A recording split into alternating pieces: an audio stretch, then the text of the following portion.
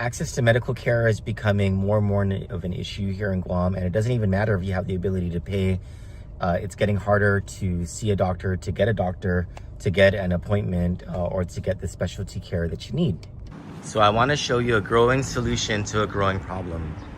They're going to go out of their way to help find you a solution. And they've been growing their clinical services. Aside from this place looking and feeling homely, like this is their waiting area.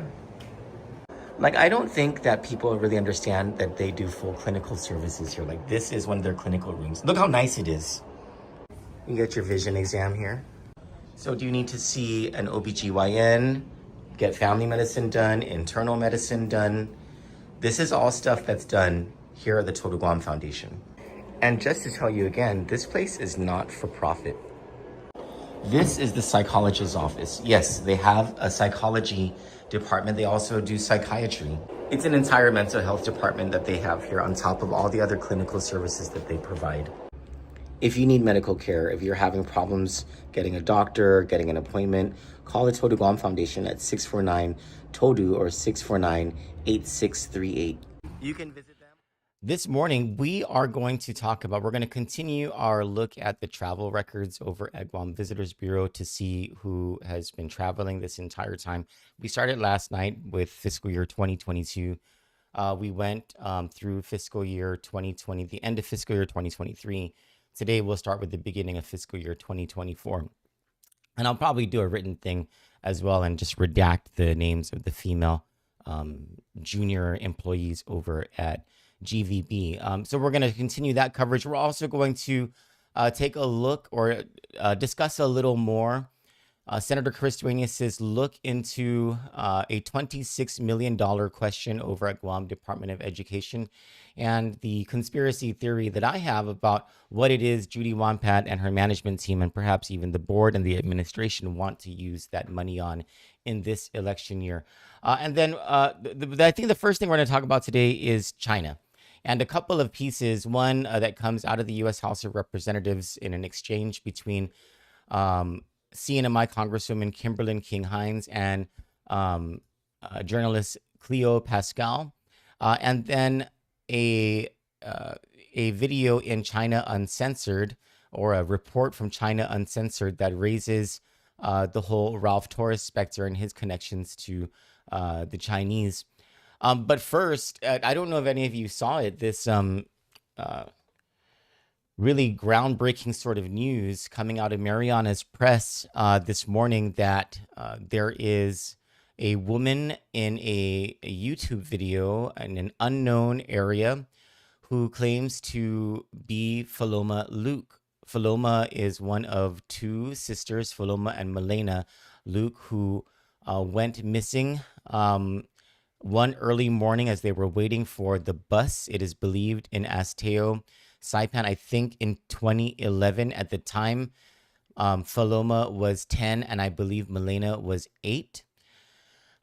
So there's this YouTube video, and in the Mariana's Press story, it says that they reached out to the family, and they've also reached out to Congresswoman Kimberly King-Hinds to try to get more information about this. But if you go to the video, you can find it on YouTube, and the woman, she says the birthday of Philoma. She claims to be Philoma. She's got a striking resemblance, right, to what you'd think she might look like based on her childhood image. But there's a comment from a person who claims to be Philoma and Milena's sister saying that this is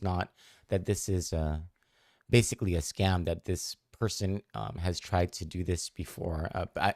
I don't know the veracity of any of these claims, but it is definitely groundbreaking news, because I mean, this is one of the saddest stories in the Marianas, is the story of the missing Luke sisters, and yeah. Well, anyway, that's not part of any story that we have. We have not checked out any of that stuff, but we are monitoring Mariana's Press to see where that story goes, and hopefully they're able to provide us more information. But we'll start with the China stuff in the CNMI in the first part of the show. Then we'll go to the $26 million, and then at the end of the show, we'll go to the look at the travel records over at GVB. So stick with us. We'll be right back after this short commercial break.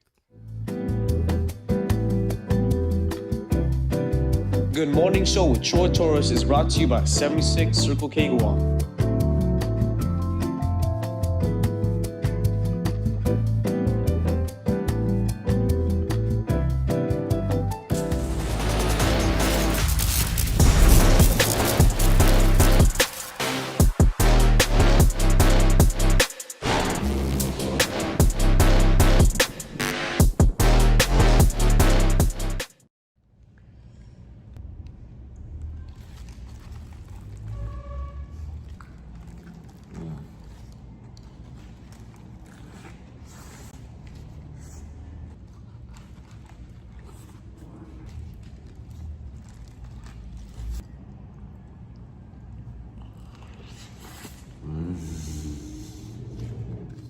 Welcome back to the show. It is now 8:16 a.m. on Wednesday, June 10, 2026. Welcome to the Wednesday News Analysis.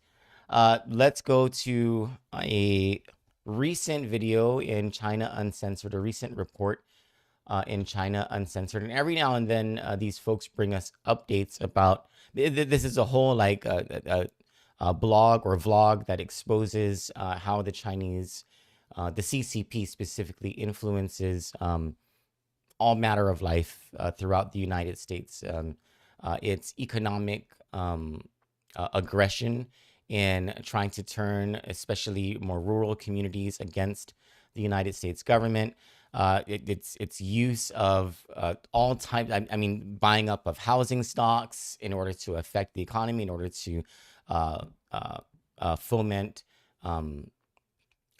displeasure of voters, in order to affect certain politics. I mean, the breadth of the CCP influence in the United States is extraordinary, and especially so in the CNMI, where the CCP has gained a pretty deep foothold, according to several reports. This is not just the military. This is not just the State Department. This is also national, international media. This was also the late Governor Arnold Palacios. There's many members of the legislature, both past and present, about the foothold, the stranglehold that the CCP has in the CNMI, especially among the elite, and especially those who champion their cause, which is a little more obvious, right?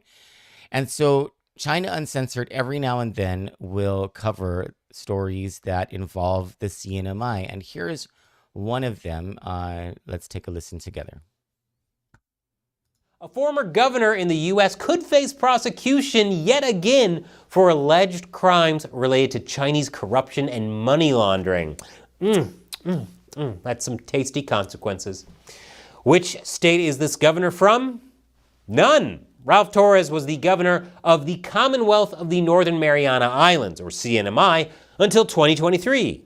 It's a U.S. territory near Guam, making it one of the closest parts of the United States to mainland China. I'm going to skip over the incredibly gaudy Chinese-run casino there that was laundering billions of dollars, because I covered that in this episode from last year.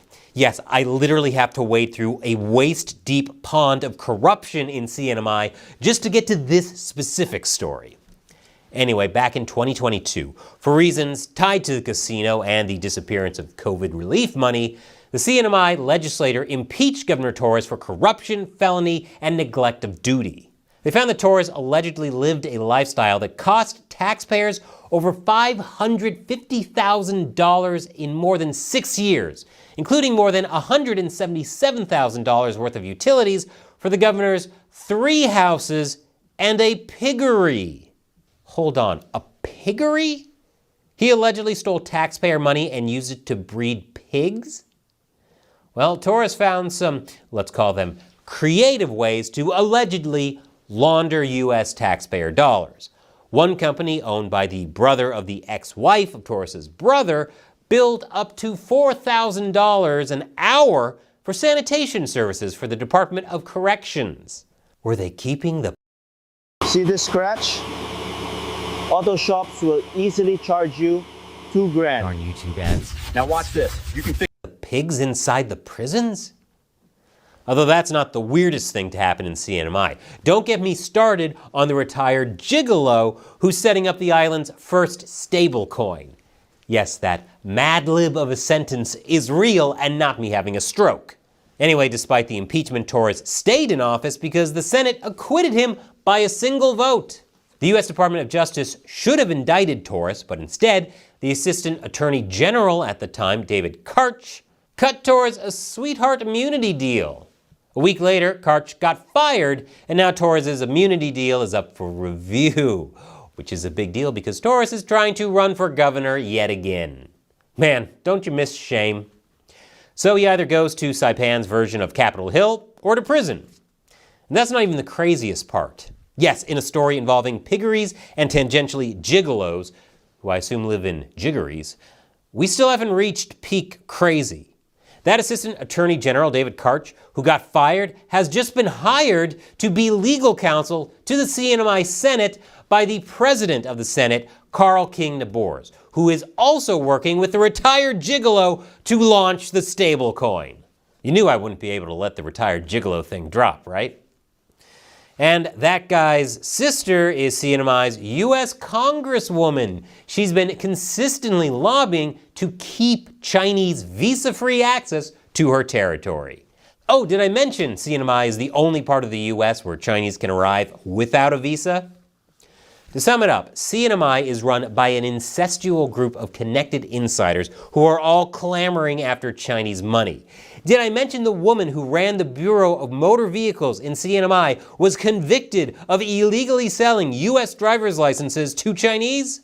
Americans might not think this matters much to them, except CNMI is so close to China and is clearly already being subverted in case she decides to move on Taiwan. The people of CNMI, well, most of them, are fellow Americans, and they need our help to break free from the crypto gigolos, dodgy piggeries, and CCP puppets. All of which sounds like the world's worst Sesame Street episode. C is for China. That's good enough for me. Canada's Foreign Minister Wang Yi visited Canada. All right, so I mean, I don't think for any of us who've been paying attention to the news for the past, when was the raids? 2019?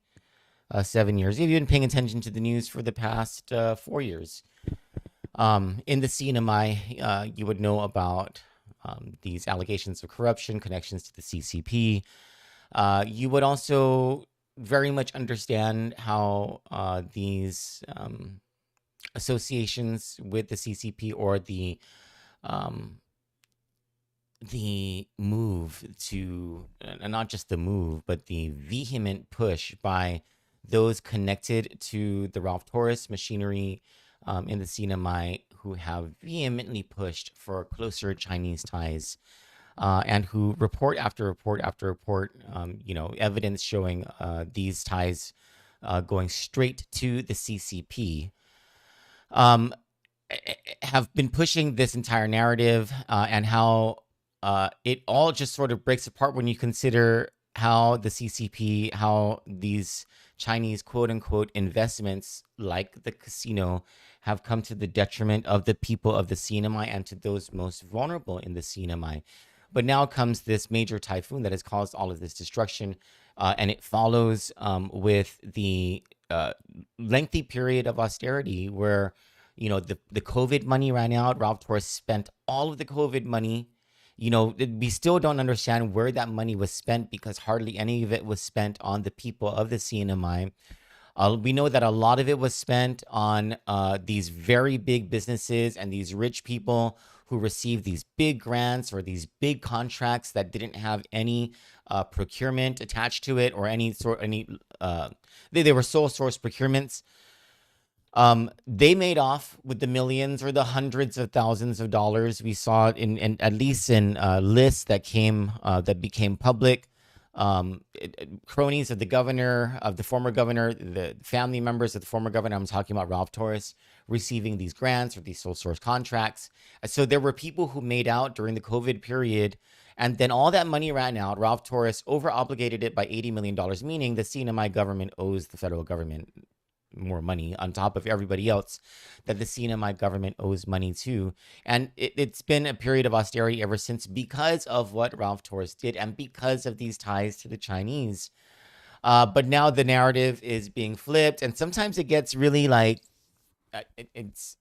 I haven't talked about it in a while, not because it wasn't the right thing to do, but because I'm just tired. I feel like a broken record talking about this stuff. So when I see other people talking about it, I get sort of a motivation to jump back on and discuss this as it should be discussed. But one of the connections that China Uncensored made in that investigative report was to CNMI delegate to the U.S. House of Representatives, King-Hinds, and her push for more Chinese investment or closer ties with China. And I wanted to show you that it's not just this guy saying so. I mean, this is Congresswoman King-Hinds sometime last year having an exchange in the House of Representatives with Cleo Pascal of the Foundation for Defense of Democracies. Let's go to that.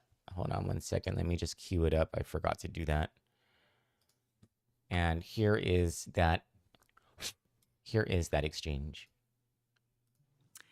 So as I was saying, this hearing is about prosperity in the Pacific and acknowledgement that prosperity doesn't exist here. And all I've heard since coming to Congress are proposals for restrictions because of geopolitical tensions with China, restrictions that I believe will only make things worse. And as I've said, we're all on the same team and we must all do our part. You know, since I've been here, I've been hearing a lot about birth tourism. And let's be clear, we all agree that birth tourism is a concern. But it's also very misleading to suggest that the CNMI has been lax on the issue. We are the only jurisdiction through the covenant who has taken real action, urging Congress to amend birthright citizenship for tourists coming into the CNMI, but Congress has never acted.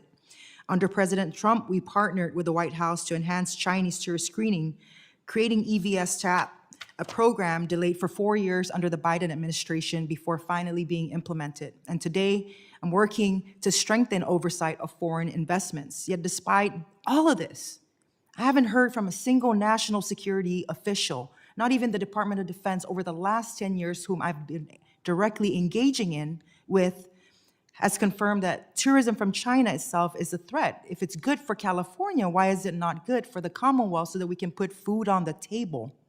The only answer that I've been getting is that the biggest risk to national security is a collapsed CNMI economy. And that's why I'm here fighting to restore tourism from all markets. They can be from Mars for all I care. That's why I am urging Secretary Rubio to mobilize embassies in Japan, South Korea, Australia, and the Philippines to secure real support for other markets. That is why I'm pushing for deregulation, expanded labor access, and economic relief. Not restriction as some of the written testimonies have suggested, but actual support that doesn't cost federal taxpayers anything. We can't compete with the mainland for investment or tourism. We don't have oil, we don't have labor, and we face severe geographic and economic constraints. We don't want the status quo, but one-size-fits-all federal policies leave us with no options. It's like putting baby in a corner, you know what I mean? And that's kind of the position that I'm in right now as the delegate. And so, you know, what is the proposal? Basically, I haven't really heard a proposal. I've heard proposals for restrictions, but what are proposals basically for supporting economic opportunities in the CNMI? And so this question then is to Ms. Pascal. In your testimony, you proposed requiring visas for tourists, including Japan and South Korea, which are two of our other primary markets. I'm sorry, no, I don't. I think that people coming into any part of the United States should have the same entry points. And if you're Chinese coming into California, you need a visa. And as you said, tourism and Chinese tourism California is just fine. So why would it affect Chinese tourism to CNMI? And just on this point of why PRC tourism is a threat, you just asked Palau. I mean, as you said, economic collapse is your biggest threat, and the PRC deliberately used tourism to try to economically collapse Palau in order to gain strategic advantage, in this case, getting them to derecognize Taiwan. Thank you for pointing that out, and thank you for using Palau as an illustration of these influences, right? But What creates these opportunities for influence? Is it not economic collapse? Is it not economic vulnerability? Yes, which is why you can do things. I mean, there are a bunch of recommendations. I did make recommendations. For example, look at cabotage, look at a fast ferry between Guam and Rota. A ferry between Guam and Rota? Yeah. I mean, there are all sorts of little tweaks that you can do that can provide sustainable sorts of development that are beyond the tourism sector, that help the people of CNMI in multiple different ways. So has there been an economic analysis that's been, that anybody has looked at or reviewed or suggested to show that if you completely take out the tourism industry, that hole can be filled in order to be able to support basic government services? So the idea isn't to take out the tourism sector. The idea is to isolate the sector of tourism that is incredibly unreliable, that comes and goes, that uses itself for economic leverage, for political and strategic advantage. The United States could decide tomorrow that no Chinese tourists can come into the US. And if CNMI has built up its tourism around Chinese tourism, it is going to be incredibly vulnerable. Other tourist sectors are, I mean, cabotage would greatly increase the chances of increases in Japanese tourism, for example. So, you know, for those who don't know this issue, in the US, you can't have a foreign carrier flying between 2 points in the US. So you can't have a Japanese airline that flies to Saipan and then to Guam. If a Japanese carrier could do that, that would greatly lower costs for the people of CNMI and Guam to travel in the region and take away some of that chokehold that United has, which affects all sorts of other economic growth factors, and it would increase Japanese tourism. And all this based on an opinion, but not based on an actual economic analysis that assesses what the real economic underlying challenges are, like remote geography, cost of transportation. Yeah, so CNMI isn't actually that remote if you can unlock the transportation in the region. If you can get out of that United Airlines chokehold that has on the region, you're actually not very far away. And you have access. Guam, for example, has all sorts of access all over the region, and you can build up other sectors like health. You know, people from the FAS need better health care, and there could be health centers and education centers in CNMI. The College of Northern Marianas could be really built up to be a comfortable place for the people from FAS to come and study and learn more about their cousins across the region. Ms. King-Hinds, your time has expired. There are people in the CNMI who have profited extraordinarily, even people from Guam who profited extraordinarily from the Chinese investment into the CNMI. It's really the CCP infiltration into the CNMI. And how do we know this? Well, I mean, it's not, and when I say they've profited, what I mean is they're directly paid through outlets connected directly to the CCP in a vendor listing from just 1 quarter of IPI's existence. I mean, the tens of thousands to hundreds of thousands of dollars in monthly payments to different people within the CNMI. There were people who profited significantly from Chinese infiltration. The IPI has been, it's proven ties to the the people attached to or associated with IPI who have who were proven to have been tied to certain interests in China, in the CCP, right? So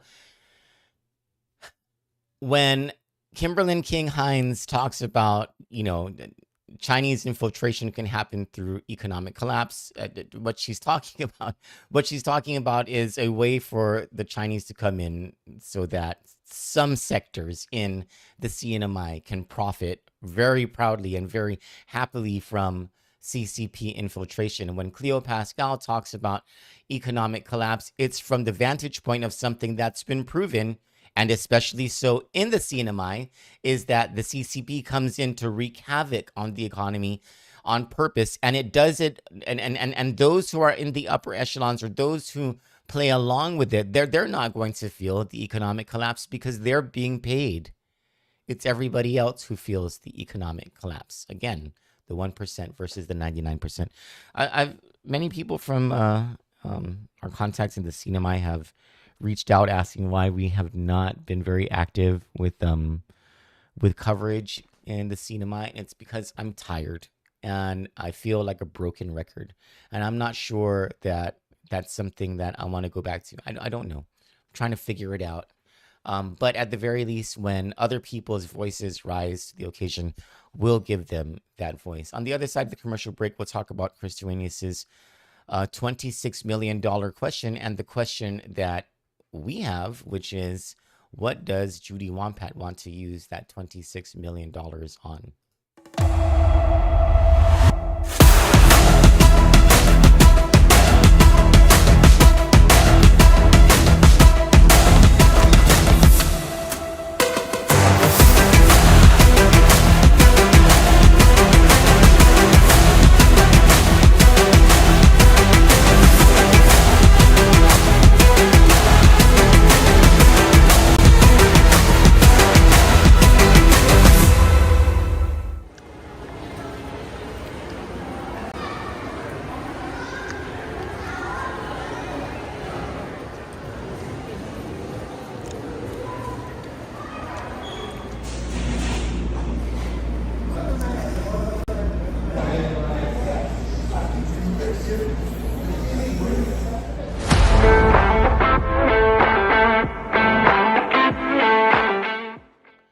Good morning to you all. It is 8:37 a.m. on Wednesday, June 10, 2026. My name is Troy Torres.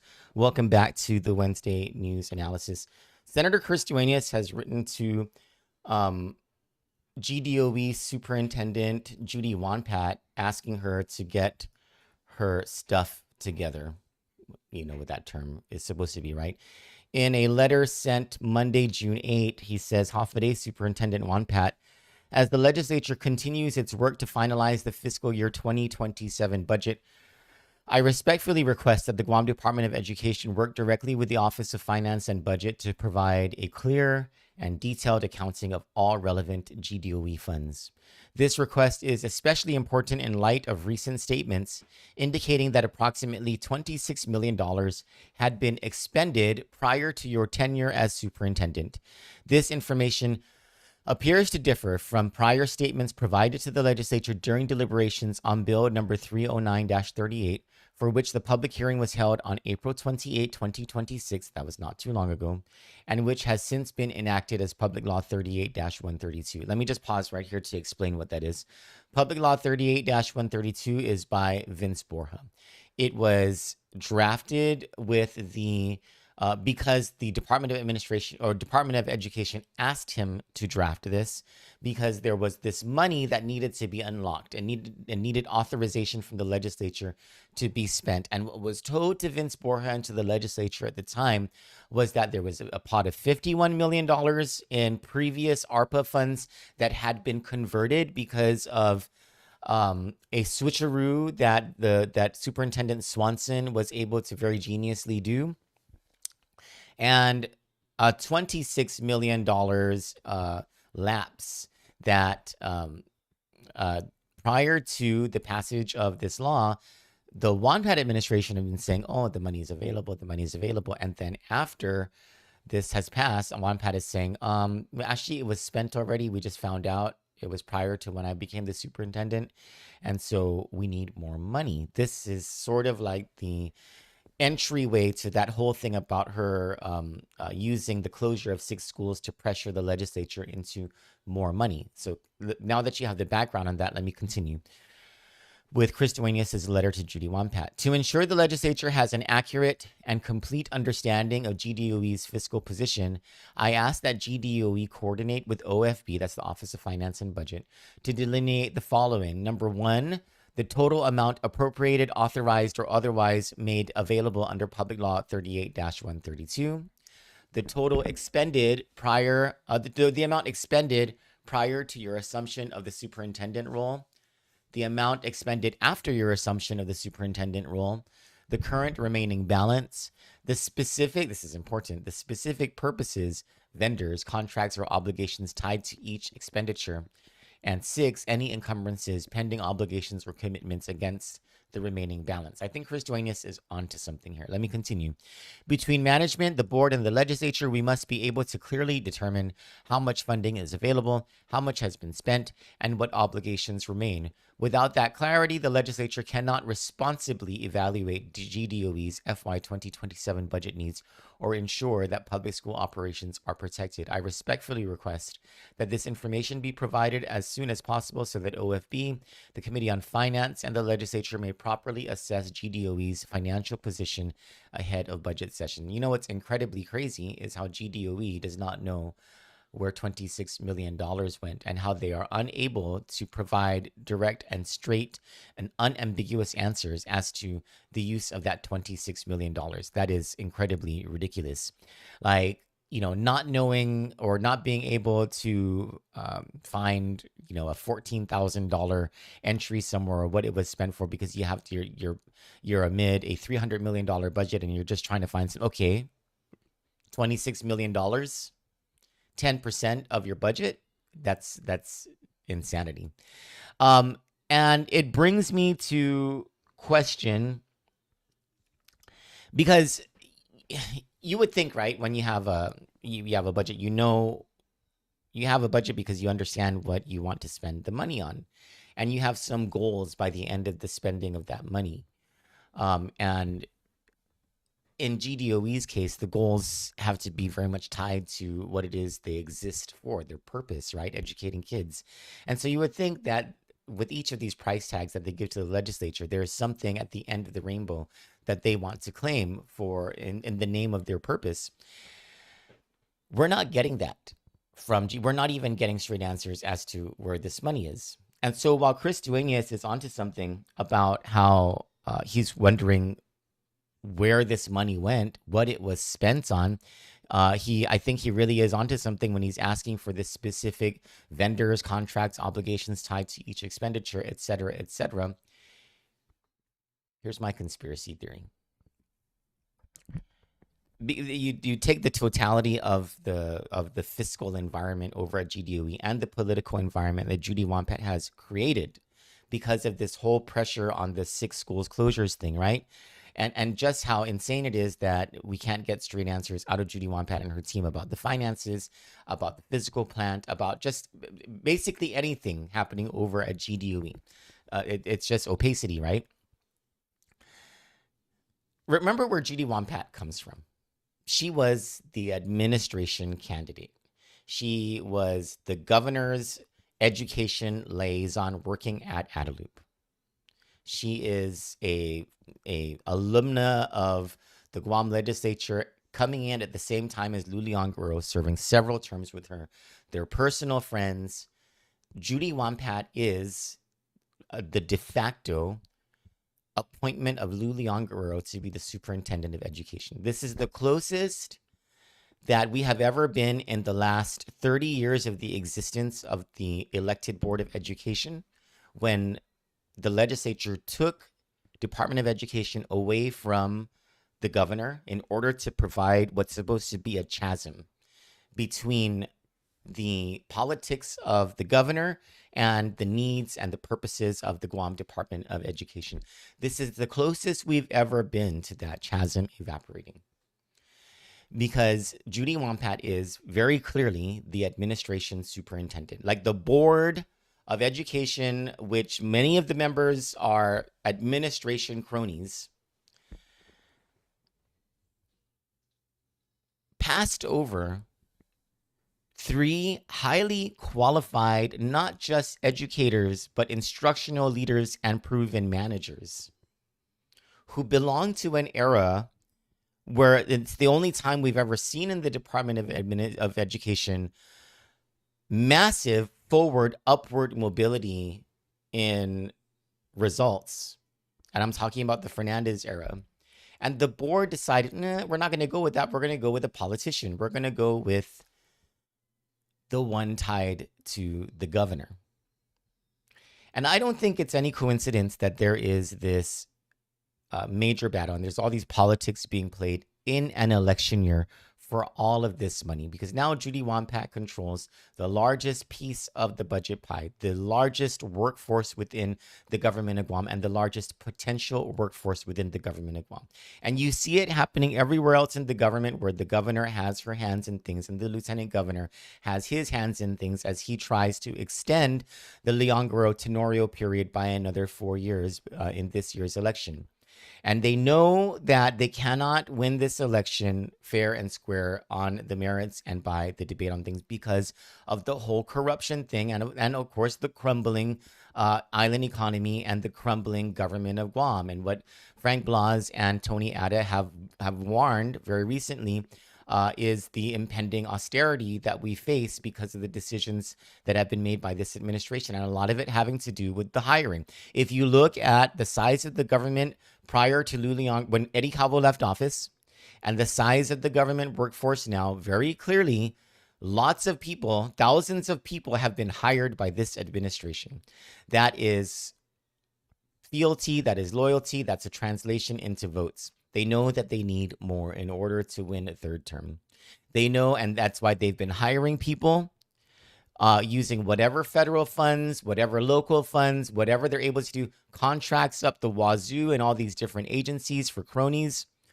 Where does it make the most sense to dump people, to dump their cronies, to dump the people who into an agency who barely qualify? Certainly there are other people who would qualify more than them, but people who, following the canvassing and following the pocket meetings, promises are made. If you vote for Josh and Tina, we're going to get you, or we're going to get your relative into good. We're going to take care of you. There ain't no better agency to do that at than the Guam Department of Education.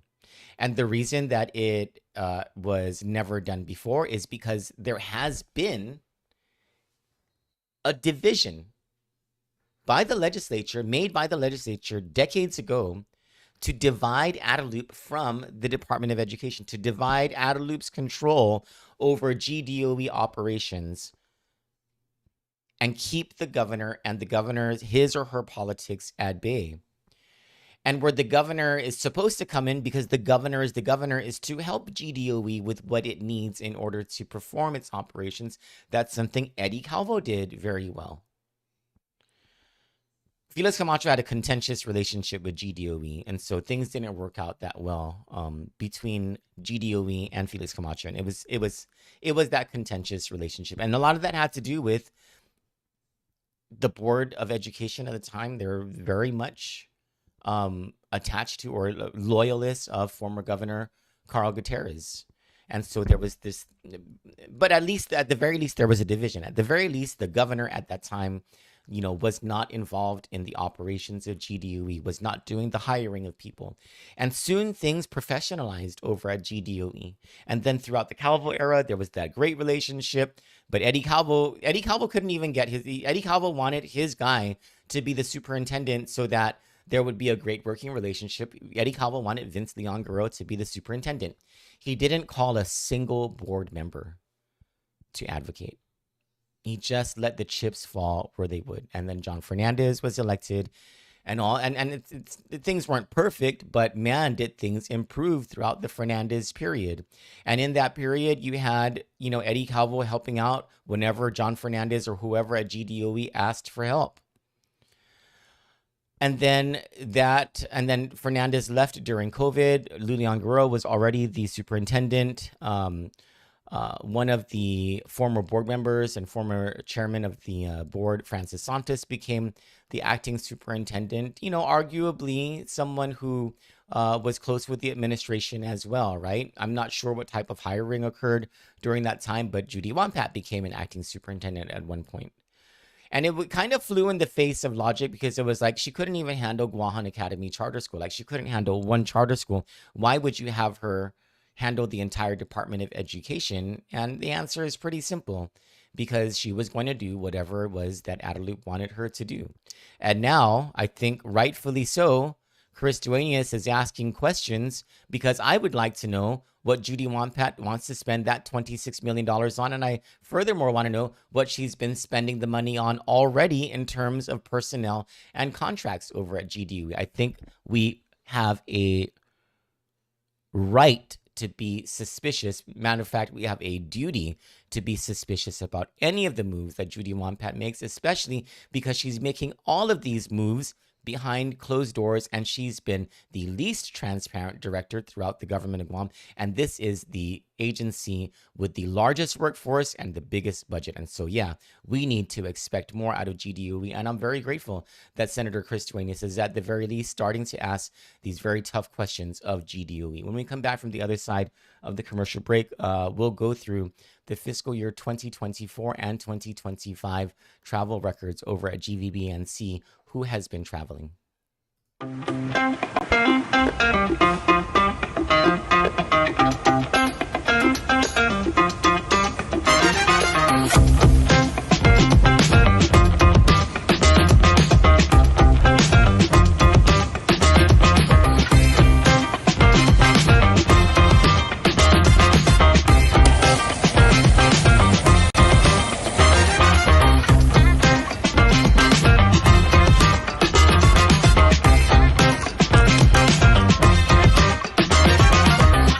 We delivered. Guam AutoSpot is extending our overstock sell-off with the hottest deals on island, like our 2025 GMC Canyon with $4,000 off. Or slide into a brand new Mitsubishi Eclipse Cross, starting at just $24,995. September is your chance to drive big and save even bigger. Visit us today or get pre-approved online at guamautospot.com or call 478-AUTO. Guam AutoSpot, where the savings never stop.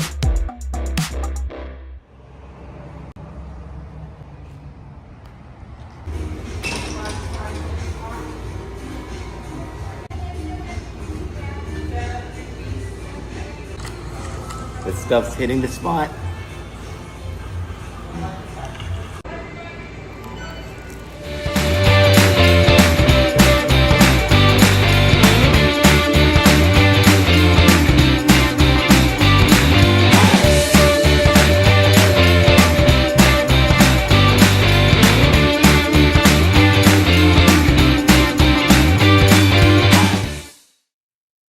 All right, let's get back to our coverage of our look at who has been traveling over at Guam Visitors Bureau. Same rules as yesterday. I will not say the names of the junior female employees. I'll just do a count on each of the trips and tell you how many female junior employees were on there. But the senior level, there was no accusation by Jane Doe of senior level female employees or board members being alleged victims or part of the sexualized misconduct. And so, I'm not going to withhold the senior level names, but let's turn our attention now to GVB's website. You can find this stuff on GVB's website. And let's start with fiscal year 2024, first quarter. Spending a total of $109,637. Let's see. In a Pacific Asia Travel Association PATA, New Delhi, India trip. Jerry Perez, the vice president at the time, he went. Carl Gutierrez, according to this, canceled his trip. There was an IMEX America Las Vegas trip. Boy, they love going to this, huh? Nadine Leon Guerrero, director of global marketing, and one female junior GVB employee, and Dina Hernandez, director of destination development. To the ITB Asia Mice Show Travel Tech Asia Singapore. They love going to that too. Mark Manglotnia, Gabriel Franquez, Alan Rosario, and two female junior GVB employees. To the 2023 Taipei International Travel Fair, Gabriel Franquez and one female junior GVB employee. To the Hafide Gogo Guam 2024 campaign press conference and JATA Tourism Expo in Osaka, Japan. Carl Gutierrez, Mayor Robert Hoffman, and Mayor's Council President at the time, Angel Sablan. I'm sorry, it's not just them. Also, Nadine Leon Guerrero and Dina Hernandez, and 1, 2, 3, 4, 5, 6. 6 junior female GVB employees. They're canceled on that trip.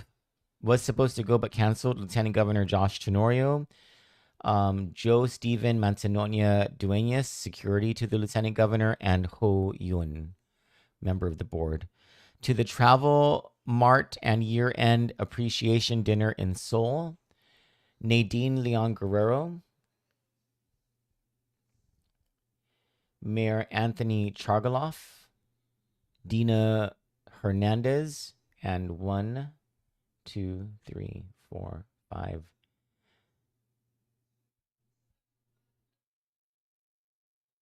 And 5 female junior GVB employees. To airline meetings in Taiwan to meet with China Airlines, Eva Air, Starlux, Tiger Air, and United.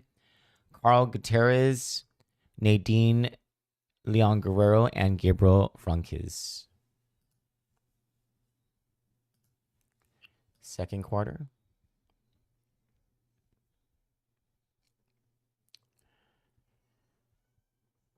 Okay, there's no total here at the bottom of this. Wait, let me look.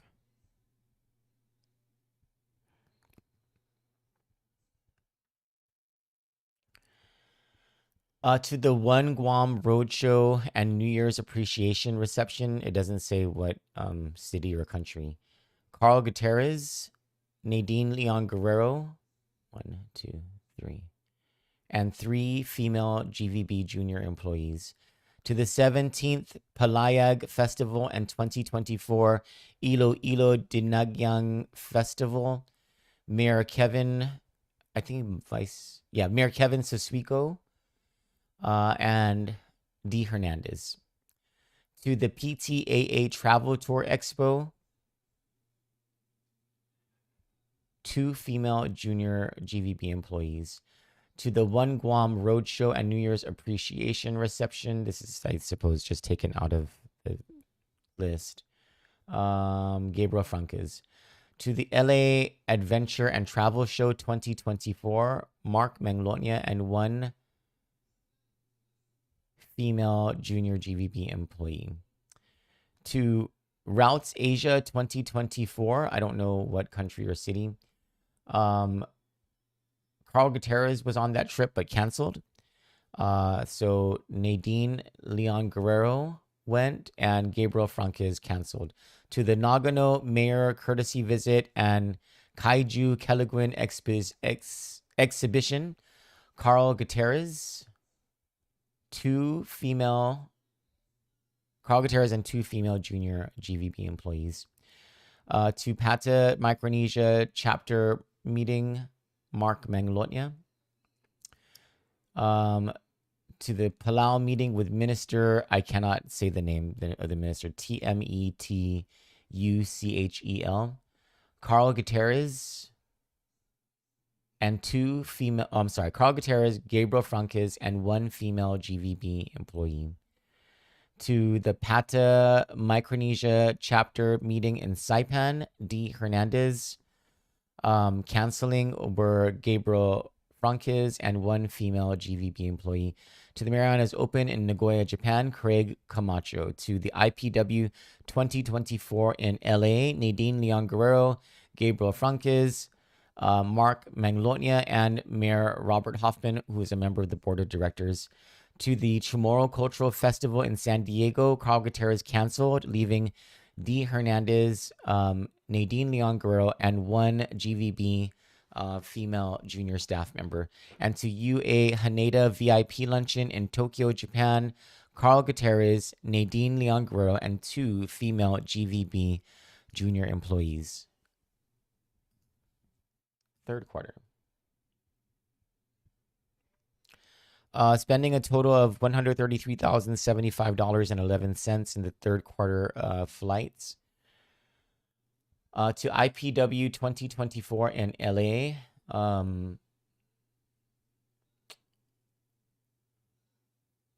One female junior GVB employee, Gabriel Franquez, Mark Manglotnia, Mayor Robert Hoffman, and canceling on that trip was Carl Gutierrez. There was a GVB visit to Jeju, and everyone canceled on that trip, so never mind that one. Asia Dive Expo in Singapore, Mark Manglotnia. 28th General Assembly of the Association of Mariana Islands Mayors, Vice Mayors, and Elected Municipal Councils. Carl Gutierrez, Mark Manglotnia, and one female junior GVB employee. To the U.S.-China Tourism Leadership Summit in Xi'an, I don't know how to say it, China. Carl Gutierrez, Nadine Leon Guerrero, and D. Hernandez. To the 39th Seoul Travel Fair and Jeju Island Inspection, Ho Yun.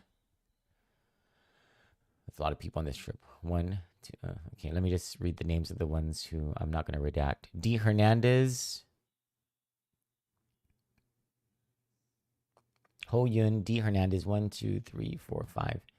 5 cultural performers, and 1, 2, 3. 3 female junior GVB employees. To the PATA Annual Summit in Macau, Jerry Paris, who was then the vice president. To the Haneda Travel Mission, Senator Tina Munya Barnes and Senator Tello Taitigui. Canceling on that trip were Senator Roy Kinata and Senator Chris Duenas, also Mayor Melissa Savares and Mayor Kevin Siswico. None of them attended that. But those who did attend, aside from them, include Carl Gutierrez, Mayor Anthony Chargaloff, Nadine Leon Guerrero, and one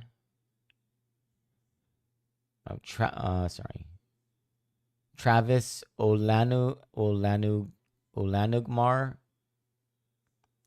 There's a name here. I'm not sure if it's a male or female, so I'm not going to say it. But there's just note that there's one more person who is a junior GVB employee. I just don't know if it's a male or female. But 1, 2, 3, 4 female junior GVB employees. To the tourism industry event in Saipan, Carl Gutierrez and Mark Manglotnia. To Festpac in Honolulu, Carl Gutierrez, D. Hernandez, and Nadine Leon Guerrero. And then there was a fact-finding mission to Shanghai and Shenzhen, China. All 3 who were scheduled to be on that trip were canceled. And lastly, fiscal year 24. 172,000, this is by far the most, $172,483.35 spent on travel in the fourth quarter of fiscal year 24. So that is July, August, and September. To the 80th Guam Liberation event in Dallas. 5 cultural performers. A meeting with Philippine government officials in Manila, Carl Gutierrez alone. To the AGA Professional Development Conference. Rudd Goodmalin, AJ Rosario, and 1 female junior GVB employee. To deliver condolence monies for the January 4th incident in Busan and the Taste of Guam launching event in Seoul, Carl Gutierrez, Nadine Leon Guerrero, D. Hernandez, Gabriel Franquez. I'm so sorry, pardon me. To deliver condolences, it was just 2 junior GVB employees, female. Then for the Hawaii Tourism Authorization Top Meeting and Japan Sister City Festival Mission, in Hawaii. And so this was a dual trip, Hawaii and Japan.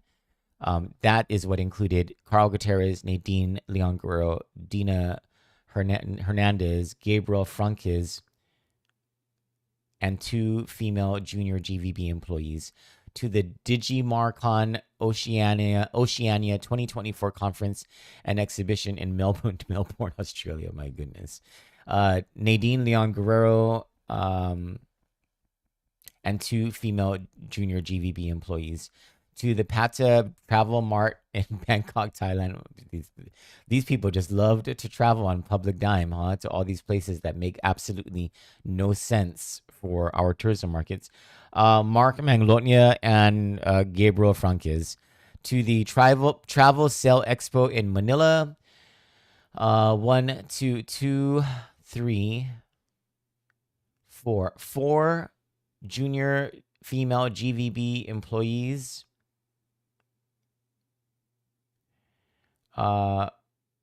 And Mark Manglotnia to Jata Tourism Expo, and also to PIFA and Jata Tourism Expo. It's kind of a combination. Carl Gutierrez, Mayor Robert Hoffman, Dina Hernandez, Craig Camacho, Nadine Leon Guerrero, 3 cultural performers, and 2 female junior GVB employees, and to the Japan Accounting and Office Meeting, Rudd Goodmalin. This is fiscal year 2024. We still have fiscal year 2025 and fiscal year 2026, but I am running late on my schedule this morning, so we're going to have to continue that some other time. For Candid News, I'm Troy Torres. Thank you so much for joining me this morning for these updates. You know what I'm going to try to do today is get back into our investigative look into Cortec. It's so difficult to follow any one sort of story because there's just so many things that come up so unexpectedly. I guess, that's the nature of news, right? But we don't follow everything that comes up. But sometimes big stuff comes up and it just screws everything up. Anyway, my name is Troy Torres. Thank you so much for joining me this morning. I appreciate you all, and I hope you all have a wonderful and safe day. God bless you all.